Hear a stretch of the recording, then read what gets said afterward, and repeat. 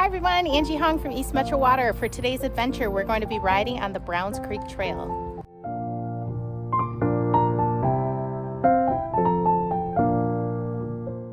The first mile of the trail when it leaves downtown Stillwater runs alongside Highway 95 and the St. Croix River. And if you look to the riverside, you can see the new Eiffel property, which is going to become a new city park. It was just recently purchased with funds from the county land and water legacy program. First pull off in the gorge, and this is where you get your first glimpse at the Browns Creek down below.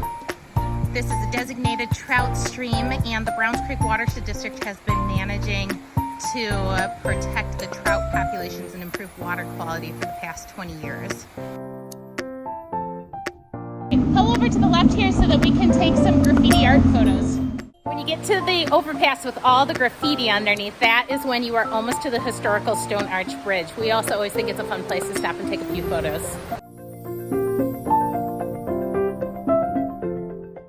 Just past the new bridge, you'll get to these wagon wheels on the edge of the trail. Stop here, and this is where you can see the old historic Stone Arch Bridge.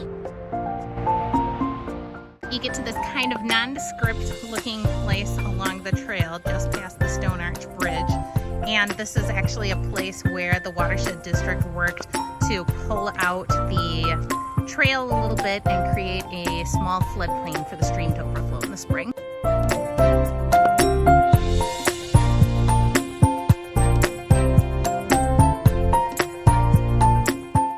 Across this little wooden trail, you end up along the Oakland Golf Course, and if you stop and look across the pond, you can just barely see a sign there.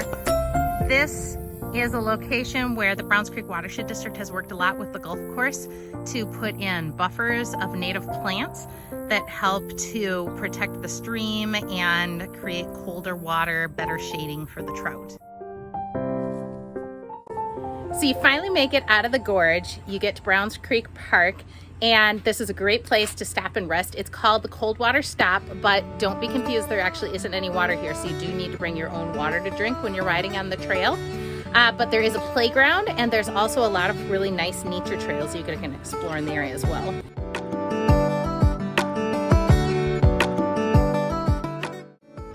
At the Browns Creek Park stop, there is a parking area where a lot of people will stop and get on the trail here. They will also come with cross-country skis to ski on the nature park trails during the winter time.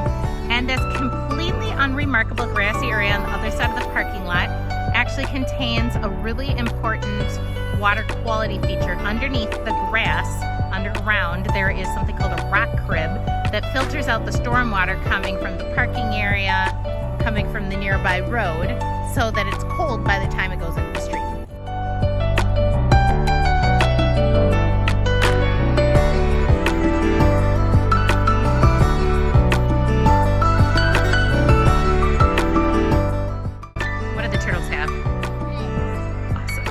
Place where there's spinning wheels that are so fun to play with. And if you want to stop a while to explore the trails, there's also these little woodland trails that go into the woods. There's some nice walking paths, teeny tiny little meadow and prairie if you get further down the way.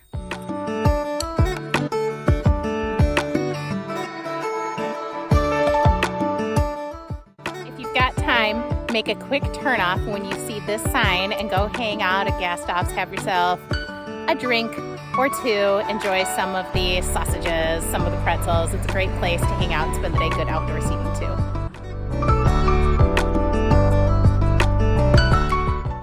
Charlie and I made it to the end of the Browns Creek Trail, 5.8 miles from downtown Stillwater. This is where it intersects with the Gateway Trail, and this is where we turn around and head back home again.